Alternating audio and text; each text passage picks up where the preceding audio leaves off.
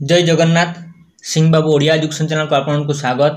उत्कल गौरव मधुसूदन दास जयंती उपलक्षे सुंदर भाषणटीए।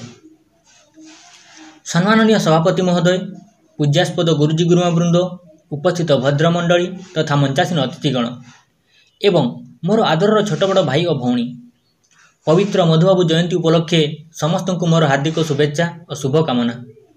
यही पवित्र मधुबाबू जयंती उपलक्षे मते मधुबाबू संबंध में मोर अभिभाषण रखिबार सुजोग मिलिथिबारु निजकु धन्य मन करुछि। एही शुभ अवसर में मधुबाबू संबंध में छोट कविताटीए कही मु मोर अभिभाषण रखिबाकु चाहिबी।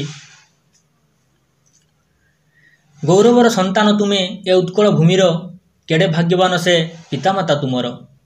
गोविंदरु तुमे मधुबाबू होइल, ओडियांक मने मधु बिंचिल।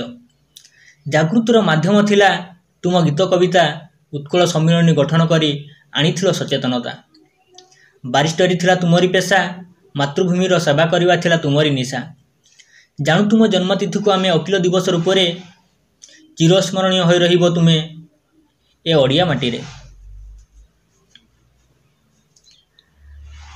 आज एप्रिल 28 तारिख उत्कल गौरव मधुसूदन दास जन्म दिवस, जी समग्र ओडिशा रे मधुबाबू बारिस्टर तथा मधुबाबू नाम बेस परिचित। से थिले ओडिया जातीय जीवनर मंत्रदाता, दिगहरा ओडिया जनजीवनर मुक्तिदाता, प्रातस्मरणीय त्राणकर्ता, अस्मिता और स्वाभिमानर सिंह पुरुष। से थिले ए जाति और माटीर गौरव, पुणी आपणा माटीर जश गौरवर मार्फतदार प्रभावशाली जनप्रतिनिधि।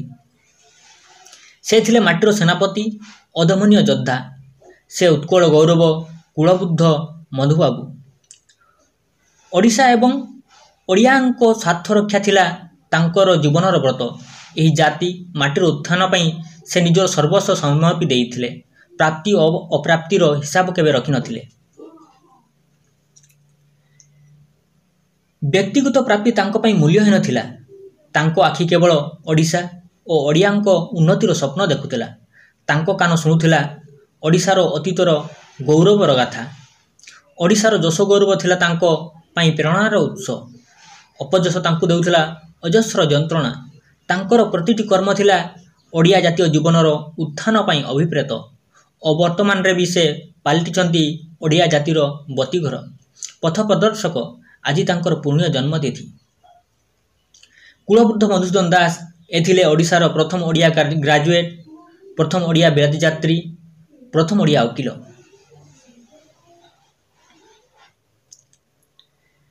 एमितिरे अनेकरे प्रथम मधुसूदन निजर जाति पाई, निजर माटीर मानमर्यादा पाई, निजर सबकिछि हराइबाकु प्रस्तुत थिले। सेथिपाई तो तांकु कुहा जाय द ग्रांड ओल्ड मैन, ओडिशार कुलवृद्ध। ओडिया भाषाभाषी को एकाठी करी स्वतंत्र उत्कल प्रदेश गठन करिबारे थिला तांकर प्रमुख भूमिका। से थिले ओडिया जातिर चेतनार सार्थक कर्तृत्व, ओडिशार किंवदंती पुरुष। तांकर कृति ओडिया जातिर महान कीर्ति। खाली भाषा बंचाइबा पाई नुहे, ओडिशा को शिल्प समृद्ध करबा पाई जे ओडिया प्रथमे आगु को आसिथिले से आउ केही नुहंती, से होउचंती उत्कल गौरव मधुसूदन दास।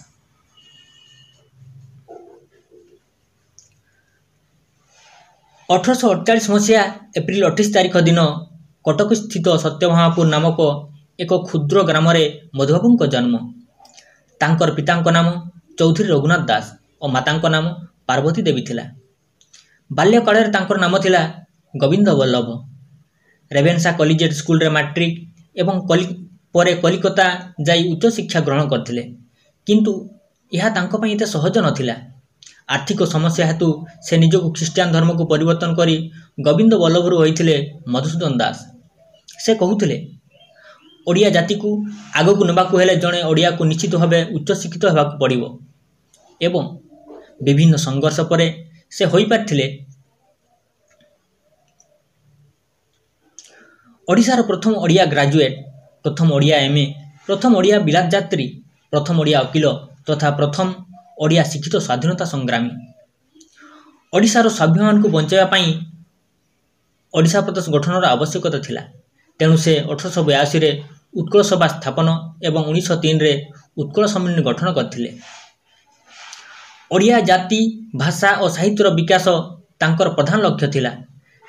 ତେଣୁ ସେ ଓଡ଼ିଆ ଜାତିକୁ ଆହ୍ୱାନ ଦେଇ କହିଛନ୍ତି, ଉଠରେ ଉଠରେ ଉତ୍କଳ ସନ୍ତାନ, ଉଠିବୁ ତୁ କେତେ ଦିନେ, ପୂର୍ବ ଗୌରବ ପୂର୍ବ ସାହସ ପଡ଼ିବ କି ତୋର ମନେ।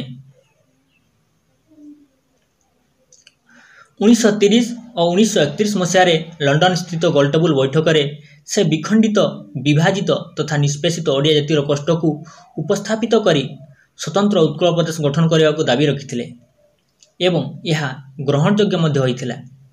1933 ମସିହା ଫେବୃଆରୀ 3 ତାରିଖ ଦିନ ମଧୁବାବୁ କଟକ ସ୍ଥିତ ଶ୍ରୀରାମଚନ୍ଦ୍ର ଭବନରେ ଅନ୍ତିମ ଉଦ୍ବୋଧନ ଦେଇ କହିଥିଲେ, ମୋର ବହୁକାଳର ଆଶା ଆକାଂକ୍ଷା ଓ କାମନା ପୂର୍ଣ୍ଣ ହୋଇଛି। ଓଡ଼ିଶା କାଲି ସ୍ୱତନ୍ତ୍ରତା ପାଇବ, ଏହା ହିଁ ମୋର ଅନ୍ତିମ ଇଚ୍ଛା। କିନ୍ତୁ ସେ ଉତ୍କଳ ପ୍ରଦେଶ ଗଠନ କରିବା ପୂର୍ବରୁ ହିଁ 1934 ମସିହା ଫେବୃଆରୀ 4 ତାରିଖ ଦିନ ଇହଲୀଳା ସମ୍ବରଣ କରିଥିଲେ। ତାଙ୍କର ମୃତ୍ୟୁରୁ ପ୍ରାୟ 2 ବର୍ଷ ପରେ ଏପ୍ରିଲ 1 1936 ମସିହାରେ ଉତ୍କଳ ପ୍ରଦେଶ ଗଠିତ ହୋଇଥିଲା, ଯାହାର ସମସ୍ତ ଶ୍ରେୟ ମଧୁବାବୁଙ୍କର ଥିଲା। ତାଙ୍କର ବିରଳ ବ୍ୟକ୍ତିତ୍ୱର ଅମିଳନୀୟ ଗାଥା ଆଜି ଓଡ଼ିଆ ଜାତିର ଇତିହାସରେ ସ୍ୱତନ୍ତ୍ର ଅଧ୍ୟାୟ ରୂପେ ପରିଗଣିତ। ଆଜି ମଧୁବାବୁଙ୍କ ଦେହ ମାଟିରେ ମିଶି ଯାଇଥିଲେ ମଧ୍ୟ ପ୍ରତ୍ୟେକ ଓଡ଼ିଆଙ୍କ ହୃଦୟ ସିଂହାସନରେ ତାଙ୍କର ସ୍ମୃତି ଚିରଜାଜଲ୍ୟମାନ। ଥ୍ୟାଙ୍କ ୟୁ, ଧନ୍ୟବାଦ। ଭିଡ଼ିଓଟି ଭଲ ଲାଗିଥିଲେ ଲାଇକ୍ କରନ୍ତୁ, ସେୟାର କରନ୍ତୁ।